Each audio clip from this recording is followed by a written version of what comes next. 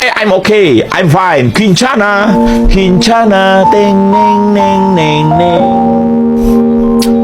Ku menahan rasa sakit, rasa sakit. Few moments later.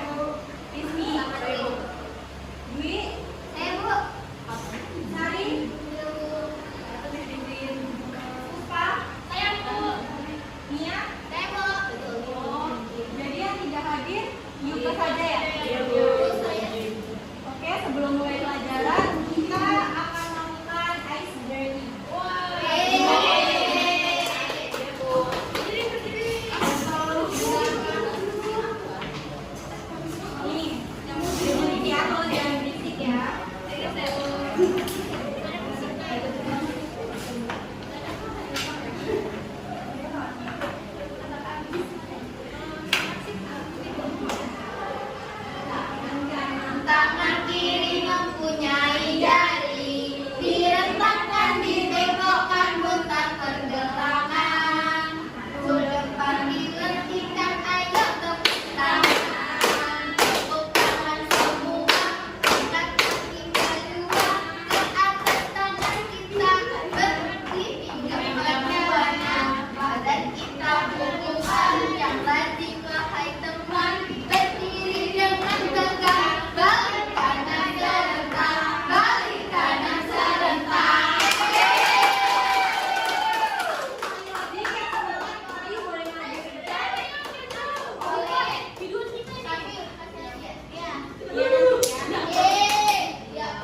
Satu, dua, tiga. Tangan kanan, tangan kiri mempunyai jari. Diletakkan, dibengkokkan, putar pergelangan. Ke depan dilentikkan, ayo tepuk tangan. Tepuk tangan semua, angkat kaki kedua. Diletakkan tangan kita, di pinggang keduanya. Udah kita menentukan, yang lazim wahai teman. Berdiri dengan tegak, berdiri dengan tegak. Balik kanan serentak, balik kanan serentak.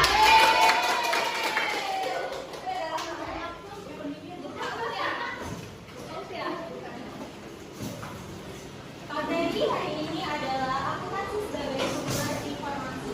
Sebelumnya di sini ada nggak sih yang tahu akuntansi itu apa? Kayaknya akuntansi sudah dipelajari di minggu lalu ya. Ya betul. Ada yang bisa menjelaskan?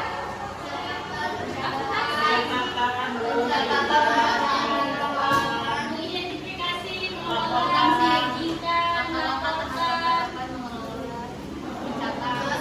sistematis dan kronologis. Baik, terima kasih.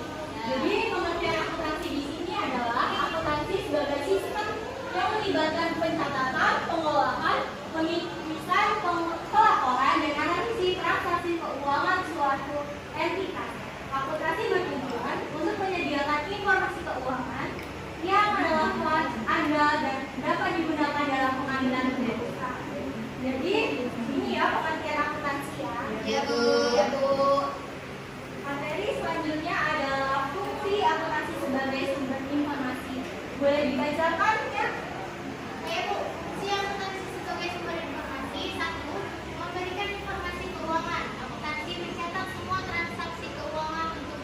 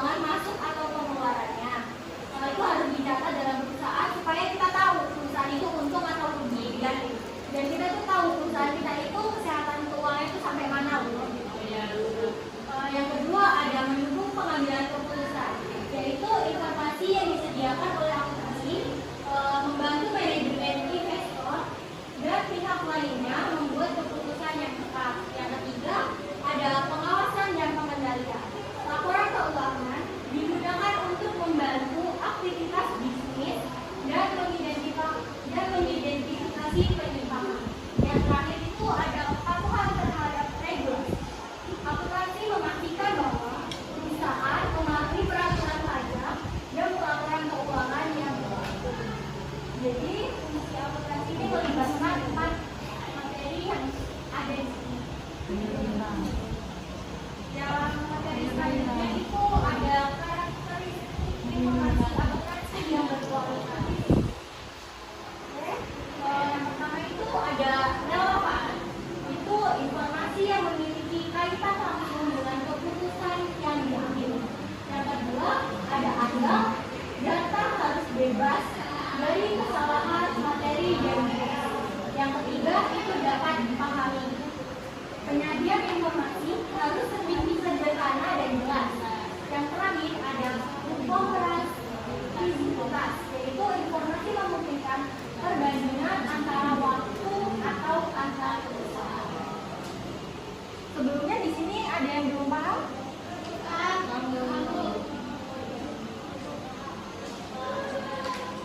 Di sini ada jenis-jenis laporan keuangan.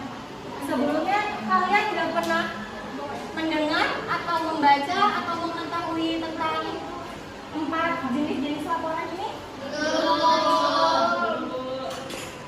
Neraca, yaitu menyajikan posisi keuangan perusahaan pada waktu tertentu, termasuk aset, kewajiban, dan aktivitas.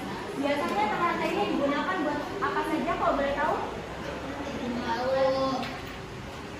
Coba dicari di HP. Neraca ini digunakan biasanya. Bu. Yang pertama itu ada menunjukkan posisi keuangan perusahaan.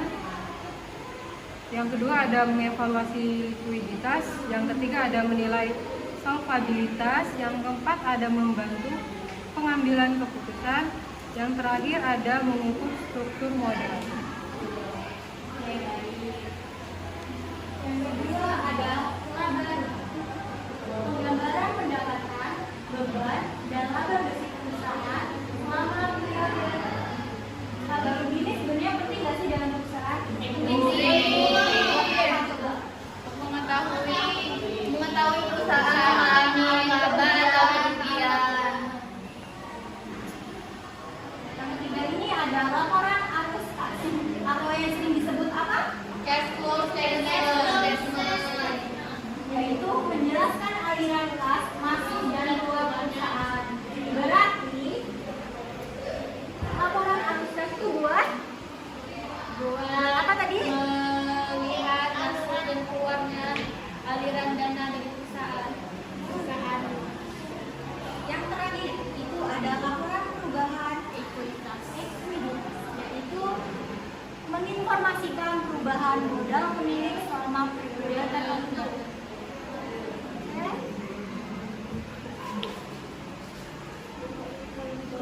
Yang terakhir itu ada penggunaan informasi akuntansi.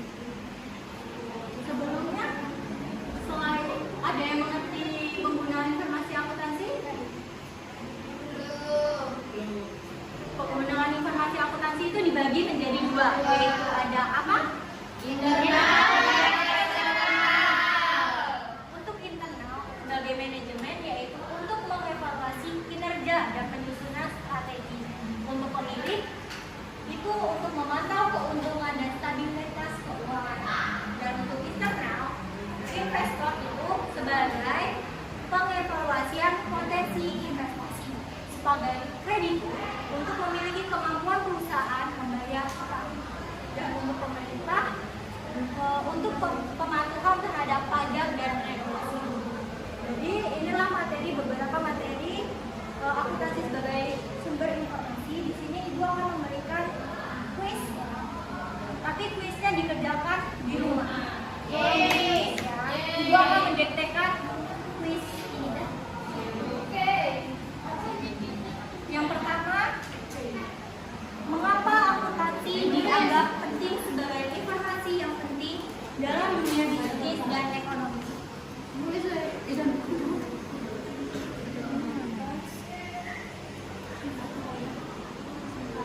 Dan Bu, yang kedua, informasi apa saja yang dihasilkan dari proses akuntansi dan bagaimana informasi tersebut digunakan oleh pihak internal dan eksternal perusahaan. Oke, kuis ini dikerjakan di rumah dan besok dikumpul. Oh ya, ada apa di sini? Oh, jadi kuis ini dikerjakan di rumah. Besok matkul ibu di minggu depan dikumpul ya. Jangan ada yang tidak mengerjakan. Oke. Ibu akan membacakan kesimpulan pada materi ini. Akuntansi adalah sumber informasi keuangan yang penting bagi pihak baik internal maupun eksternal guna penyediaan data yang relevan, adil, dan dapat dipahami. Akuntansi membantu dalam pengambilan keputusan, pengawasan, dan pemenuhan regulasi. Informasi yang dihasilkan dari laporan keuangan seperti neraca, laporan laba rugi, dan administrasi memberikan gambaran komprehensif tentang kondisi dan kinerja keuangan suatu entitas. Oke, materi akuntansi sebagai informasi sampai di sini. Minggu depan kita akan mempelajari bagaimana sih cara menghitung tadi neraca, laba rugi,